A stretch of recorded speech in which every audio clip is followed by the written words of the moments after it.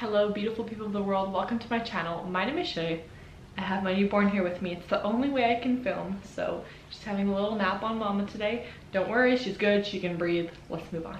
Today's video is going to be how to keep your house clutter free and clear of that unnecessary and unwanted clutter. Before we talk about bringing new clutter in and how to just avoid that altogether, let's talk about the clutter that might already be in your house.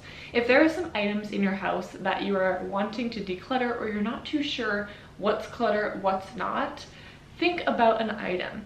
Why haven't you used it? Is there a specific reason? For example, for me, I live in a place where it gets really hot in the summer and really cold in the winter. So certain things we need to keep even though we're not using them for 6 to 8 months out of the year, because it would be ridiculous to buy that for all 4 of us in family every single year. But that being said, there are other things that sit there, and why aren't you using it? Is it because you were using something else instead of that, kind of to replace it? And maybe that's something you can consider getting rid of. Sorry, I'm bouncing around here. She's kind of waking up. What I do is I keep a diaper box. Normally it's just a leftover cardboard box that I have. And whenever I find something in the house to declutter randomly, I will throw it in the box. Now, another way you can do this if you are a little less comfortable with the idea of just decluttering is doing a quarantine box method. Essentially, you're taking some items. So for example, my daughter's toys, I do this sometimes. And you know kids, if they see you getting rid of a toy, it's suddenly their favorite toy ever, even though they haven't played with it for like 2 months. I do this with absolutely anything. Maybe my partner's stuff or my stuff. You put them in a quarantine box, and you put it on a shelf or in storage, and if you don't go reach for that item in the time, you know, a certain amount of time that you give yourself, then you can probably donate it. You might not actually need it. So for me, that's something that I do, and it's actually helped a lot for me to be able to declutter things that I was really nervous about decluttering.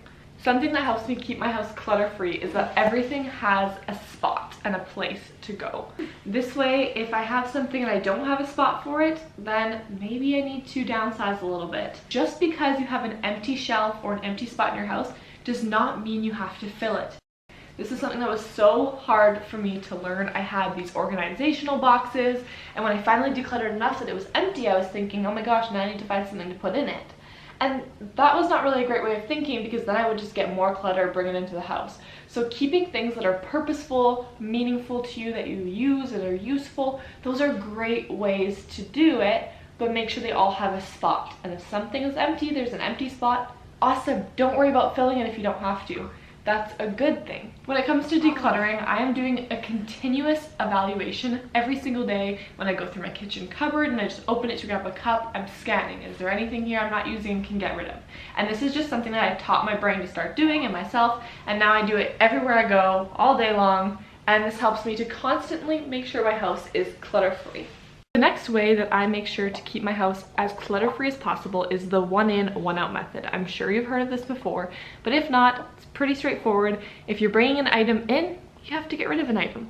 And this actually helps me avoid bringing clutter in my house, because if I'm at the store and I want to buy something, or if I'm online wanting to buy something, I also have to think about what I'm going to pass on or get rid of this item is going to replace. The way I like to do it is, if I'm going to buy a new pair of shorts or a new shirt, is there something in my wardrobe that I can pass on?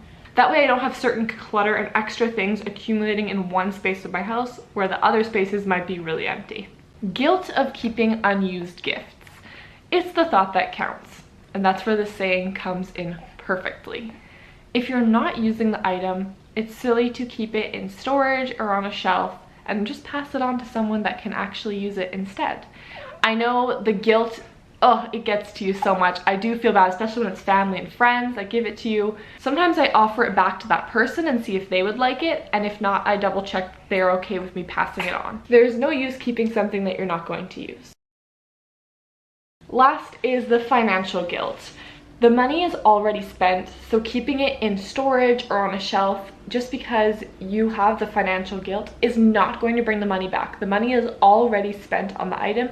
It's not coming back. You can definitely try to sell it and see if you can get a little bit of money back, but if you're not able to sell it, that isn't the reason to keep it in your house. That is something I need to learn, because I still do that sometimes. If I spend a bunch of money on a dress or something for my house, keep it, and it just doesn't make sense. Why would I keep this? The money's not coming back. I feel so much better once I get rid of it, and I just need to remind myself that every time. those are my top ways that I use to keep my house as clutter-free as possible and just breathe easier. I love having a house free of clutter, and I'm constantly having to update and go through and declutter. It is not a one-time thing. I feel like a lot of people think that decluttering and minimalism and simple living, it just happens. You take a big long weekend or a month and you declutter your whole house, and then poof, magic, it's better. And maybe that's what happens for a very small amount of people, but I guarantee you most people do not have it that way. We are constantly decluttering. It is something I'm constantly having to go through in my house and think about, and it's a learning curve. Honestly, I've been doing this for over 4 years now, from going to crazy hoarder, as you might have seen in my other videos, all the way to my minimalist simple living lifestyle now with my plants as my home decor, and that's the way I like it at this point in time. But like I said, even 4 years later, I still am decluttering and having new things come in, other things come out, and it's just a whole process. Thank you so much for watching, and I'll see you in my next video. Bye!